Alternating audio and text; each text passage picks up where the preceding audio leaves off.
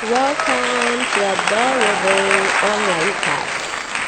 It's good to have you here again today.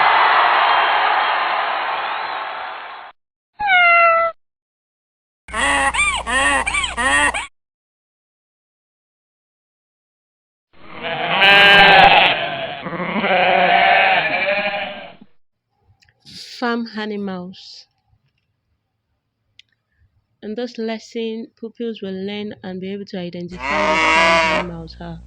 We have cows that live on the farm and provide us with milk, meat. I know many of you love cow meat. We have pigs that are reared on the farm as well.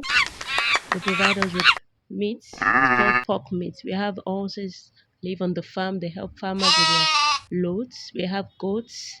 They're commonly found on the farm, and they're also reared for their meat as well.